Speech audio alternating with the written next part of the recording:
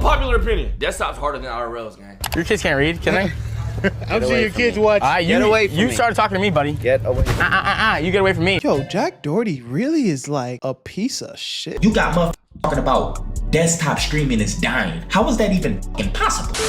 Where you at, Nobody Berto? cares about streaming anymore. Don't watch games no more like that on Twitch. I'm telling you, bro. Y'all acting like if games crushed on Twitch the way they used to, like a few years ago, you don't think everybody would stop the IRLs and start playing games? Twitch, it's becoming harder and harder to become streamers because all y'all think y'all need to be doing IRLs. Y'all all trying to be like these at the top. You got motherfuckers talking about desktop streaming is dying. How is that even impossible? It's not even possible. It's just the niggas you watching. Desktop streaming will never die. It's just the niggas you watch. You have been so overstimulated by them. When they do decide to do desktops, it just feels dry. Y'all know how expensive it is to keep up with content creation? You can get a 10K check from Twitch. What the f is a 10K? I didn't get no 10K check from Twitch. What am I doing wrong? Check when Follow me on Twitch. I want a 10K check on Twitch. $5K on trips to travel, $500 on setup, $2,000 on your rent, $200 on Sounding a little bit ungrateful, gang. Wi-Fi, $200 on IRL toolkit. You gotta pay the clippers, pay a YouTube editor. Chat, I don't think y'all realizing I be going in the negative doing this.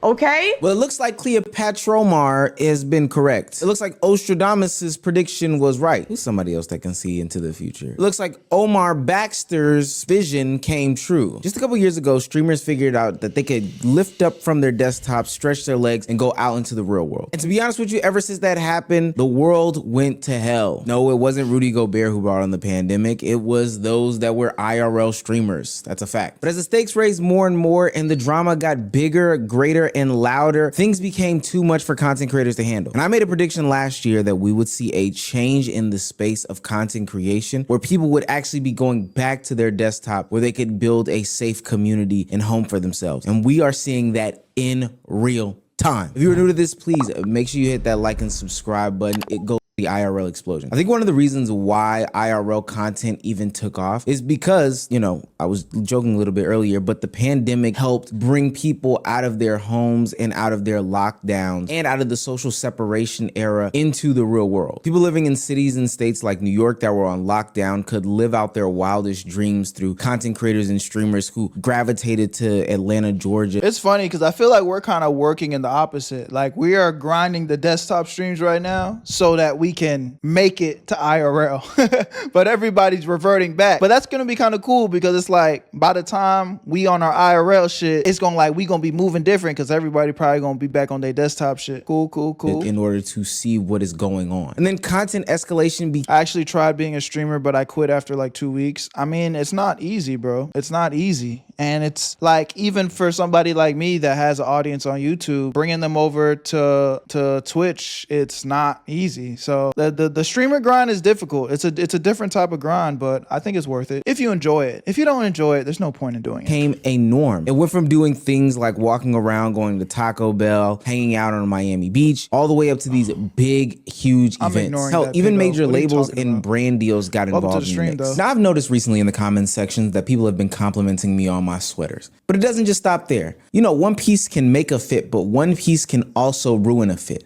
Is this a brand deal? I smell it, but I want to confirm it. Let's see. That's why I've decided. Look at that. Step up your Hang. Before we get back into the video, if you're in need of some easy free money, there's this app called Free Cash where they pay you money to play their video games. If you click the link in the description or scan my QR code on the screen, you'll be able to download the app and choose which games you want to play that are actually fun to make easy free money, bro. These apps are paying people to test out their games, so that's just how the system works, so you can make this free easy money. I'll show you guys right here. Plenty of people are telling me they're making an easy 5, 10, 20, some even hundreds of dollars extra a month. It's all transparent. It's not a scam, and they really do pay you the money through methods like PayPal, gift cards, whatever you need to cash out, they got you. So if you need the extra money and you like video games, click the link in the description or scan the QR code on the screen and get yourself some free extra money. Let's get right back into the video. IRL streaming just seemed like a money glitch. Endless participants, willing and unwilling, endless things to interact with, confrontation, surprise encounters, reaction is automatic. Things were just so over the top. It just made sense for people to lift up out of their desktops. And if you were still there, you were still behind. online. And for what it's worth, desktop streaming relied heavily on a solo individual's personality. With IRL, you could have less personality in my opinion, but also rely on the outside perspective to bring some sort of creative aspect to your content. I ain't gonna lie, unpopular opinion. Desktop's harder than IRL's, gang. Being a good desktop streamer takes more skill than big guy. I think that's a W take, honestly, because it's like the whole thing with reaction content and gaming content, so much of it is your personalities. Like, even we were just playing Poppy Playtime, right? And if you're watching on YouTube, we're playing Poppy Playtime on Twitch. Pull up to the Twitch if you want to see that. But it's like, so many of y'all have probably watched the Poppy Playtime playthrough or Left 4 Dead or all these different series. You guys have probably watched the content over and over and over again.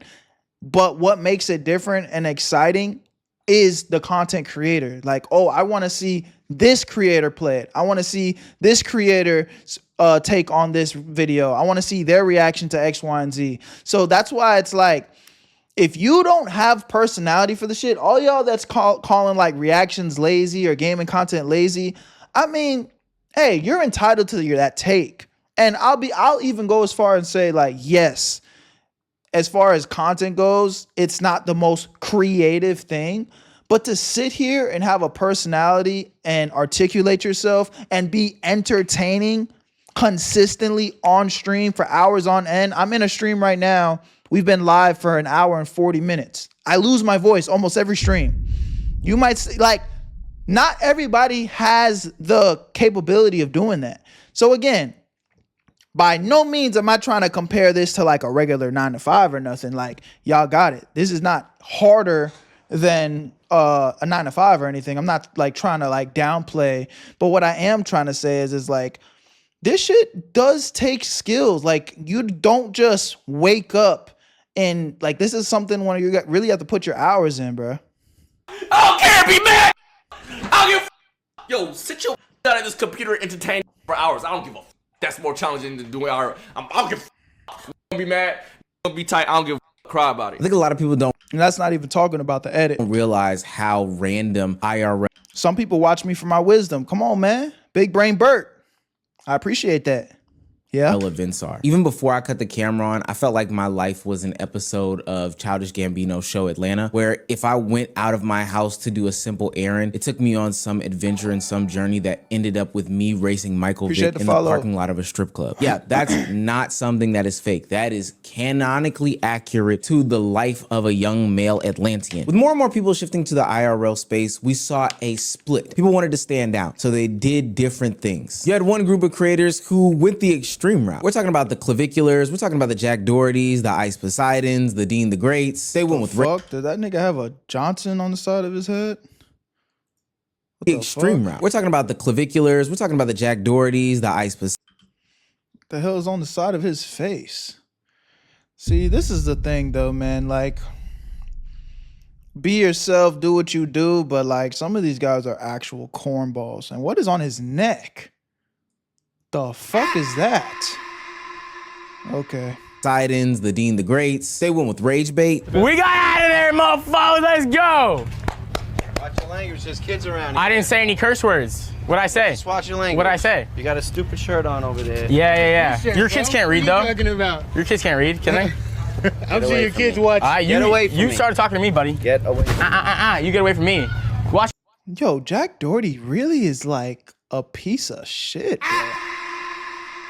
Like, come on. All brother said was like, watch your mouth. My young daughters are right here. I don't know you. I don't care about what you got going on. You got a FU shirt. Come on, man. Damn. Your kids, go walk away. Dangerous stunts. Oh, here they go. Here they go. Here they go.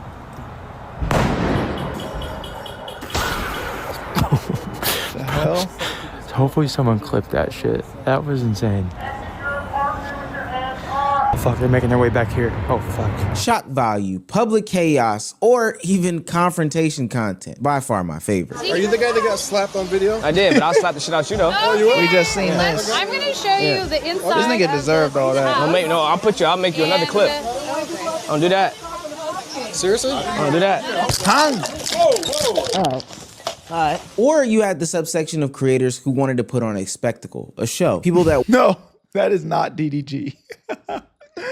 That is Dean the Great. I don't see his greatness, but that is Dean the Great. So he is called himself. wanted to emulate and imitate the Goofy shows ass of little yesteryear that they grew up on and Mr. Beastify their content. I'm talking about the different subathons, whether it be Kaisenat's Mafiathon or FaZe's subathon with all the celebrity collaborations. You know, like when Neon links up with any random streamer or any of these over-the-top big productions like Streamer University. Most recently, I worked on the back end of one of these shows, and I'll get into that a little bit later. But I can also think of Jason the Ween going about the path of doing this whole surviving on an island thing. That was really dope, bro. I didn't see any of the clips, but that was really dope. It's getting crazy out here in the space, which, for what it's worth, makes it harder to compete. One of the reasons why IRL streaming is seeing such a blow is because there is a saturation problem. There are simply too many creators competing for limited attention. And so when the supply explodes, then all of a sudden the value per stream drops. Now content creators must, be bigger, be more daring, more extreme. They must be louder, more emotional, all these different things in order to stand out. And that pressure starts to reshape the entire culture. Do me a favor, close your eyes and think about any of the IRL content that you consumed last year. If it wasn't some sort of crash out or a huge massive event like Streamer University or Mafiathon, I can almost guarantee you that you don't remember it at all. And with that being said, it's not like people didn't create IRL content last year. It just felt like there was so much to keep up with and one after another happening over and over again that, to be quite honest with you, it fell a little flat every single time. And the creator's response to it falling flat was not to go back to the drawing board and say, hey, maybe IRL streaming is the problem. Maybe I need to get my personality more involved. Maybe I need to think outside of the box. No. Creators decided to live by Grant Cardone's 10x rule, a philosophy that states having a goal and then trying to 10x it will yield more success. A streamer does a 30-day subathon, the next person's gonna do one that's uncapped. One stream costs 20K, well, the next one's gonna cost 100K. If you jumped off a roof, I'm jumping off a mountain, we're both gonna die. That doesn't matter to content creators. It worked for Mr. Beast, it worked for Kaisenat. Why can't that happen to them? But all in all this does is create some sort of financial exhaustion, mental burnout, identity pressure, and constant comparison. Streaming has become less of an expression and more of this numbers chase, to the point where it's actually putting pressure on content creators that they feel the need to speak about these things. I've never even heard everybody of that. needs systems. Like, if you're just letting things happen to you and you're not adjusting, then you're not being a good human to yourself. Like, you need a system. So I know if the view number's up, I'm gonna keep looking at the shit to see, did they think that was funny? Do you like that joke with that? How many views we got? Is that segment good? I don't look at the view numbers. Yeah. I shut it down. I pop out my chat so I don't have to look at it. I always look at it though after the stream. Yeah. And then I'll see like, okay, hold on, they like this segment a lot. They didn't like this part. So maybe I could do more of this. I could do a part 2 of this. I could do more stuff with this person. So, but that's just, I learned that system on my second stream on Twitch. Really? Yeah, on my second full-time stream when I dove deep into it. Yeah. Because the first stream, I just kept looking at the number. So on the second stream, I was like, I got to find a way to not see that number, bro. I don't want to see it. You can't hide it. So you just have to close the fucking browser and pop out your chat so you can read what your chat's saying. At some point, this obsession That's how I have mine. I ain't gonna lie. with numbers can have you feeling like some sort of slave to the content creation journey that you're on. No longer is it about having fun. No longer is it about, just chilling with some friends, doing some cool stuff that you had a passion for. It becomes a numbers game, which means in order for you to keep up with said numbers game, you've got to increase the difficulty every single time. At least that's what streamers think. So now we're to a point where you can't just do simple shit anymore. You got to do the most complex. Keep crashing, I don't know what to do. And when I'm watching these videos, they talking about put in the RTPM and then merge this over to this and then put the configurator in this and then go ahead and put the dashboard and then go to help and then do these. Like, what the fuck are y'all talking about? Soul is so funny, bro. Bro, I'm just trying to press the button and go fucking live, man. Like, this shit is so weird. I thought all I had to do was get Streamlabs and I'm good. Soon as I lose connection, the stream crash. So I need to figure out how can I merge this phone over to the OBS and it's called IRL Toolkit. have it to Costs $150 a month, which I'm currently paying for. Jesus. I'm paying $150 a month just to stream. where it's cool. I'm just stuck, y'all. It's like I'm being 100% honest with y'all right now. That's what I'm stuck on. That's what's delaying everything. If I do an IRL right now, as soon as I lose connection, which you automatically gonna lose connection, because I'm in Arizona, I don't have signal outside my house until I drive probably a 40, 50 seconds down this little road, because it's these mountains covering this whole area. So I ain't got no signal out there unless I'm on Wi-Fi. I'm trying to tell you, Juke. That's why I said there's going to be a time and place for that. But right now, this isn't the time or place. Over the past weekend, I was able to tap into the production side of a love show, working the switchers and, audio and all the other technical stuff, from storytelling all the way to camera work for, 2 streamers who I'm trying to keep anonymous. Nigga, you pay to stream? Yes. Yes. I pay to stream. But it's pretty much like you don't need it. You don't need it. But if when you're streaming, sometimes the streams could crash. And there's that's what Soul Illuminati is pretty much talking about. It's called IRL Toolkit. And it pretty much keeps your stream live even if something goes wrong. So for example, it's happened before where I had to restart my computer midstream, but if I wasn't paying for this software, the stream would just end and I would have to restart the stream. Now I could restart my computer, do whatever I have to do, but the stream will still be live. It's for whatever reason on the back end. For all my nerds, that's just some nerd talk, but that's what I pay for. And that's what Soul was talking about. And when I tell you it is hard work, it is way hard work. For those that know my roots on this YouTube thing, I started out working in the production and facts, behind Yellow. the scenes, and I'm glad to be not back even, out in the field. what you're But saying for is what facts, it's Yellow. worth, the game has changed dramatically. Yeah, I just made up a word. There's so much that goes into a stream. For all the hours that somebody is live, double the amount of time is put into the production process. And one small mistake can kill the entire stream. There's a level of skill that you need that isn't easily obtainable. And one false move can get you cut off. Hold the stream like this. No, walk. I'm gonna show you how to do it. Walk, nigga. Walk. Oh, sorry. Damn. Walk. You go like this. You push people out the way. You're the cameraman. You walk behind like this. Why are you doing that? Hold the camera. Damn. I'm just trying not hit you. Damn. Just talking to her. Nah, who does she think she is talking to her cameraman like this? All that money you making, go pay for a professional, man. You just grabbed a nigga off the street and said, hold the camera, and now you mad at him because he don't know how to do that. Bruh. This is who y'all be making famous, bruh. Shit crazy. I'm paying this nigga damn near $200. You better get right. He held the stream for 30 minutes. What the fuck is we doing? And we haven't even factored in the mental health aspect of what goes. Ain't need to talk to him like that, though. But if you are paying him, that does change things a little bit. But shit, maybe he's not a professional. Don't cheap out. You making a lot of money, girl.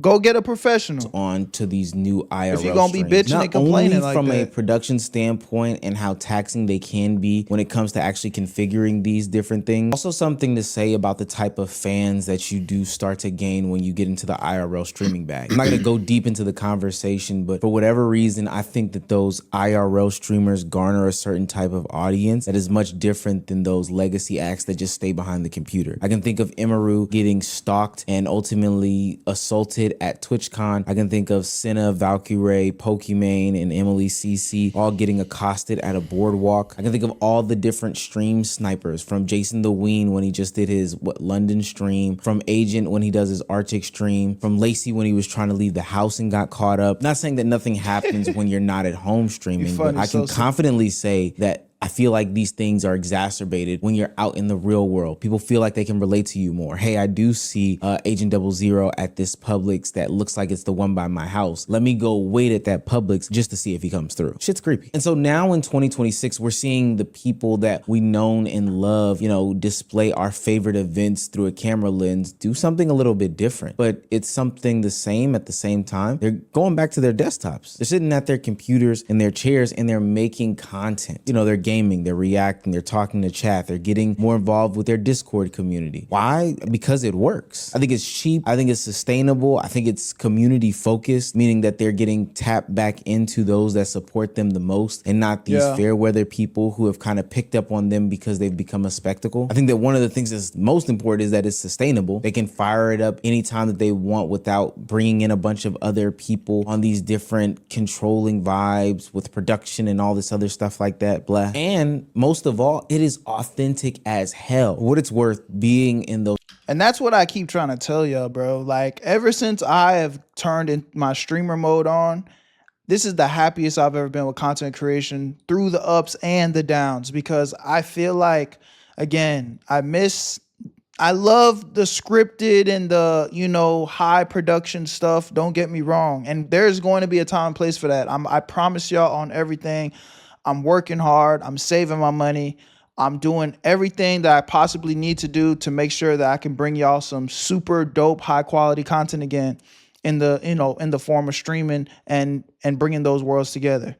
But something that could not be replaced when it comes to like scripted content is just being authentic, just being live, talking to the chat, you know, building that trust between the community, like just every single day. Like, bro, I talk to my chat like they're my family. Like literally, it feels like I literally am getting to know you guys. I'm remembering names. Like this shit is just an experience that I never felt before when I was just posting, you know, just scripted content on YouTube. So it's like, that is something that I really, really do love about streaming. Those IRL moments, you have to be a little performative. I know that sounds like the key word of 2026, but there's some validity to it. I think that the IRL era created this level of fatigue that we do not want to see anymore. Love shows were fake. The confrontation was fake. The clip farm got even worse when it was in real life. People took things way too far, disturbing the public and, you know, getting into their food, getting into their personal space, getting into their business. IRL streaming has also gotten this bad connotation. I remember there was a time period in which I would go out with my camera phone, have it sideways, or have a regular camera, and people didn't want it simply due to the fact that, you know, people don't like being videotaped. They didn't understand what it was. Then we transitioned into an era where people understood what was going on and they embraced it a little bit. But then we quickly went back into the era of, oh no, I've seen you before on TikTok. I've seen this type of content get before away from on me, my social content medias, creator. and I don't want any.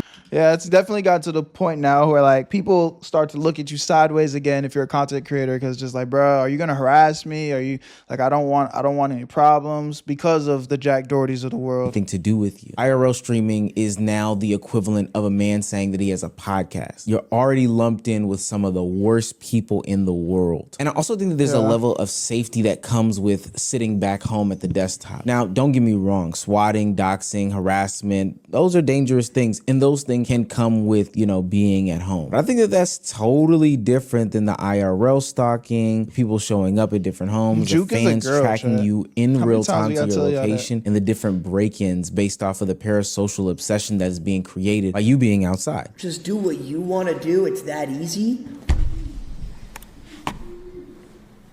No shot. Brother, get out of the hold on. You know me. Brother, get out of the fucking house. The hell?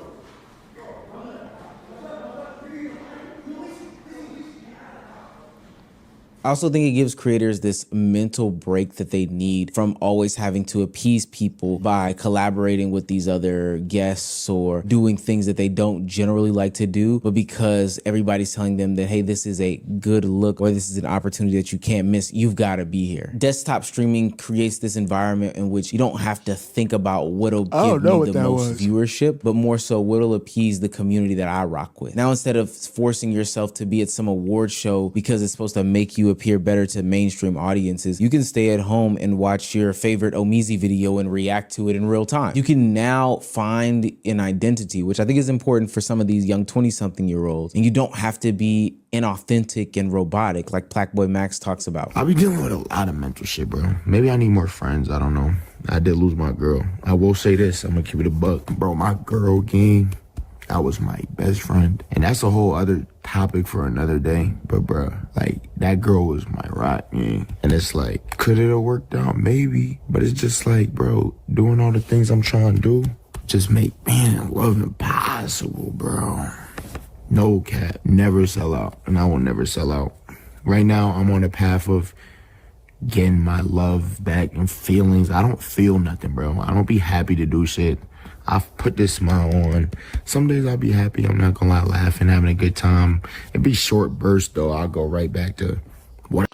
Man, I feel that like crazy. And again, I'm never really the type of nigga to just be complaining, because I'm so like this, to be able to do what I do, stream, be a full-time YouTuber, wake up and just chase my dreams every day. Like, it's hard to complain. Like, I literally feel like a bitch. It's like, what the fuck are you complaining about, bro? You're overly blessed. Like, literally, my worst day is probably somebody's best day. And I'm not saying that to flex. I'm literally just saying that because it's just probably true. Like, why would I complain? Like, I'm so blessed. But like, bro, a lot of y'all don't realize how much this shit just takes up your life. Like, you literally just be like the content creator mind never turns off. Like, every time I'm doing something genuine for myself, a part of my brain goes, I could be recording this and make it content. I like, anytime I get into a relationship, my brain goes, I could be recording this and make it content. It's like the content brain doesn't turn off. Anytime something bad happens to me, I could tell this story. It could be content. So it's like this weird thing where it's like almost like real life is just like content, to where you don't even like Max says, it's hard to just be present and just enjoy regular shit because I'm always thinking content. It's weird, bro. I gotta do tomorrow. Damn, what phone call I gotta make tonight?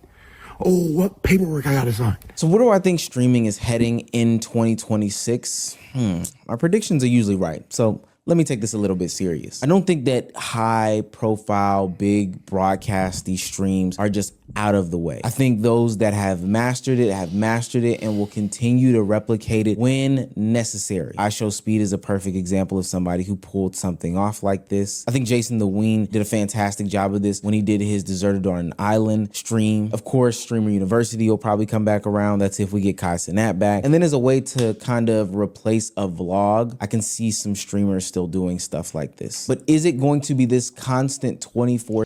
I lost my house and wanted to put it in a video. That's what I'm saying, bro. Like, when you are a content creator, it's this weird thing. It was like, I don't need to put everything on camera, but I could. And people would probably like it and enjoy it. So it's this weird thing, man, where sometimes you really have to cut shit off and keep it to yourself, because then you also see what happens to other content creators when they put everything on camera, keep nothing to themselves. It's like they be crashing out because you lose yourself in this shit. So again, I'm not perfect, but I do try my best to take time to disconnect from this shit, even though it is my everyday life. 7 like we've seen over the past couple years? I don't think so. It's not safe anymore. Mentally, physically, for your community, for your longevity, it's just not safe anymore. I see streamers getting back to their roots. I see streamers getting tapped back into their community. No longer will your numbers ebb and flow based off of who you're collaborating with or what mainstream event you're going to. For what it's worth, Queso, a big streamer in the streaming community, has maintained the same amount of viewership no matter what's going on. He doesn't have these wild swings based off of who he's chilling with. His numbers stay stable, and the only thing that may or may not impact them is the food that he's eating that week and the games that he's playing. So IRL streaming may be dead, or at least it's on the way out, but that doesn't mean that streaming isn't still alive. And I knew this was coming because based off of putting on the event I put on this weekend with the help of some good guys, I don't even know how people found this to be sustainable. Tired, hungry, overworked, so many variables, so many people that you have to deal with, and then thinking about how you can top it the next time, and we're only in February. No. Omar can't handle that. The audience can't handle that. The creator can't handle that. Nobody can handle that. I think we're going to see a shift that says, I want to get back in tune with my community and build my true and authentic self with a group of true and authentic people. I think W video by that boy Omeezy. Y'all let me know what y'all think about this in the comment section, man. I love y'all, appreciate y'all. Where you at, family? I'll see you on the next one. Where you at, Berto? I made this shit look too easy.